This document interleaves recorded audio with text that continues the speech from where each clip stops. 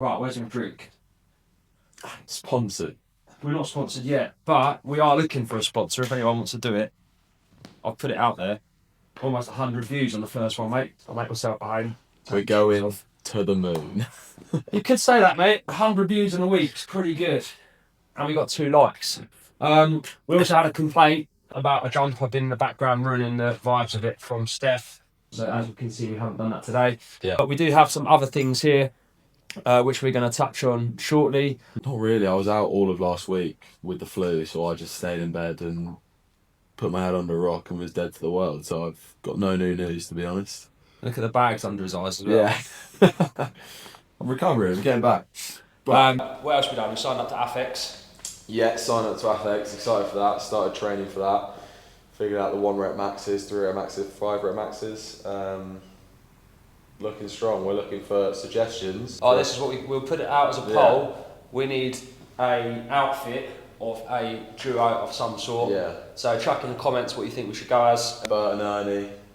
We've got Mario Brothers. Yeah. Batman and Robin. Chuckle Brothers. Larry and Paul. That'd be good. Who else is there? Whatever you think, chuck it in the comments, and we'll probably dress up as it for Affix. Yeah. Doing deadlifts in a suit or whatever it may be. And stuff on kit to use whilst training, so we're going to kind of run through that now. We've got a few things here. What do you want to run through first, mate? Start with the straps. Start with your basic lifting straps. Probably one of the most confusing things you'll ever use in a gym when you first come. Okay, people don't understand how it goes. Basic setup for them. They go on your wrist, and you want the strap part to come between. Don't show them up to the camera. Between your forefinger, hand model, between your forefinger and your thumb, like that. I'll tell you what, mate. Whilst you're there, you can use this as a demo. You're going to go up to the bar. You're going to wrap it around the bottom of the bar, twist it around twice, and then once you get a grip over it, twist it to lock it in, okay? And that's just going to take all the tension, or most of the tension, out of your wrist. Okay? Mainly use these for lifts with your back, so pulling motions. What happens if you don't have thumbs? If you don't have thumbs? Yeah. No, that's cool. Cool, so hopefully that helps with that. There is another version of the strap as well, which is the figure of 8 strap.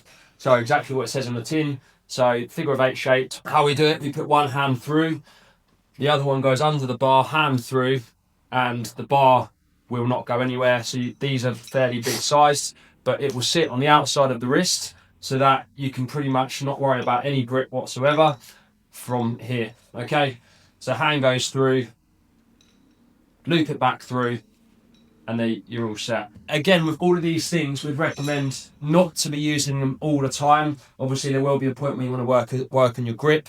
You'll want to work on your core, your lower back strength when wearing belts and whatnot as well. Cool. Good stuff, mate. Well done. So what we'll do on the next one, we've got different types of belts. So we have 3 different types here. So we have the Velcro belt. I'm going to model it in a minute. Yeah. In this XL belt. So yeah, scoops round, tightens up. So that's your Velcro one. They can be okay, whereas if you look at the flimsiness and the flexibility of this, there's not a lot of kind of support in it. We have this belt here, which slightly padded at the back, although at the front, you've got slightly thinner part of the belt. Okay, so thicker at the back, thinner at the front. Again, are okay, but again, this one's kind of fairly flimsy. What we want to look at is this kind of belt here. So this is 10 mil thick. You can get thicker. How expensive is that? How expensive is this? I believe this is about 50 quid. These ones you can get from around 10 to 20 pound on Amazon. Yeah. This one I've had for nearly 10 years, and it's a little bit worn, but it's supporting my back loads and loads. Think about how much money you spend on a chiropractor if you did do your back in doing a heavy lift. How much would you spend on a chiropractor? I don't know. I've never been to one because I use a belt. Simple as that. So another thing with the belts, just before we go on, some belts have 1 prong, some have 2. What's better? I like a double prong. You like a double prong? I like a double prong. I like a single prong, only for the fact of, if you do tight enough on your belt, a lot of the time, if you get 1 prong in, it's hard to get the other one in, and vice versa getting out. That's the only reason I prefer the one, just so I don't get stuck in it afterwards and panic and have a panic attack. Anything else you want to talk about on that? We'll go into how to use them in a second. No, there's loads of different varies of belt. Don't think you have to spend an absolute bucket load on them initially when you want to get a belt, but it's good to have. Really, if you're doing very functional training, lighter weights, you're not going for any heavy lifts, you won't need a belt. But if you have had any back issues in the past, or you've got issues supporting yourself, you're doing heavy lifts like squats and deadlifts, I just get a belt straight away. 20 quid. It's not a big deal. Right, so with the belts, you'll see, if you go to the big commercial gyms as well, you'll see all the bodybuilders in their string vests, probably wearing something like this. A lot of them will wear it for their entire workout, but if they're wearing it for their entire workout, it's not doing anything at all. Basically, you want that belt to be tight enough so that you want to take it off after the set that you've just done. You shouldn't be kind of wearing the belt, in my opinion, for the whole session, because it should feel slightly uncomfortable when it is tight enough. So when we look at that, we want to focus on... Do you want to do the demo? Yeah. Making you headless, mate. That's fine. I'm going to do it as tight as I can. I believe that I'm really, really skinny. I'm going to strap up like that. Great. I've got the belt on, but you're not done. What the belt does is it's going to stabilise your back, yes, but we still need to brace properly. So before I'm going to do a lift, I'm going to take a nice deep breath in. And then make my stomach nice and big, like this. I come back to pop, okay? So now I'm braced, okay? So not only have I got the additional support of the belt, I've also braced myself by taking a deep breath in, okay? And this weak point around my lower back, because I've got an hourglass figure, okay, before, is now nice. It's now nice and tight. Before you stop, turn around. What you find as well, within the belt, a lot of people, they have a big gap in here. Okay, so this is actually quite tight, so you shouldn't be able to get your hand in behind here. A lot of the time it means that the belt's not tight enough, okay? So make sure there's not a lot of wiggle room in there, and focus on that, okay? Cool. Oh, look, my yogurt fell out. Now, cool. do that again. Go, try. Put your hand down my back again. Stand up. Okay. So you do it now.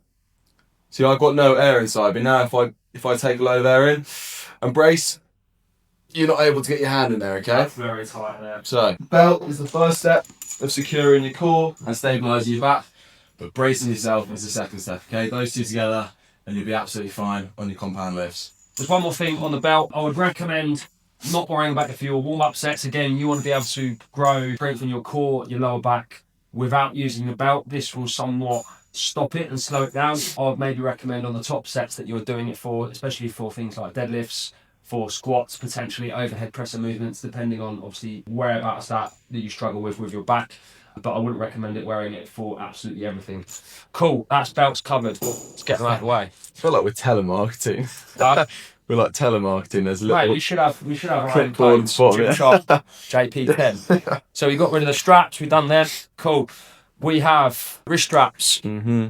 So again, two different types of wrist straps that we have. Obviously the longer one, short ones. Okay.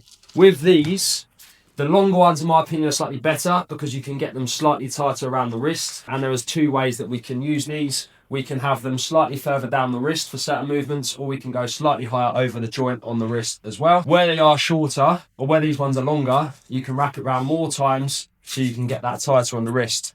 Whereas one like this, it will still do the job, but it will not make a massive difference, especially if you're going very heavy with bench and stuff when your wrist will tend to bend. These ones will stop that from happening. Anything you want to add there? I tend to use those more for if you Tight have around your neck. if you have an existing injury. I tend to use wrist straps a bit more. Use them great because it's going to take a lot of weight off of that wrist, especially when you're doing compound movements like bench, like you said. But other than that, I'd stick to the usual straps we use for lifting for our much heavier lifts, and then really you can forego them for most of your other exercises you're going to do. And also, if you are limp-wristed like Oscar, I would suggest using them. There we go. That's probably a little bit big for you, mate. Oh. That's the extra small. So finally, we got hook grips, mainly used, okay, if we're doing any sort of bar work, pull-up bar work, not straight bar work, okay. It's just going to be able to improve your grip on there, so when you hook this over the bar, okay, that's going to stick a lot more than it is with your fingers. What this does, it allows you to hook on, stay there a lot longer. Also great for core exercises, if we're doing toe to bar or hanging knee raises, it means you're not relying on your grip strength, you can actually focus on engaging your core a lot more and you can stay on the bar for a lot longer. What's on my notes?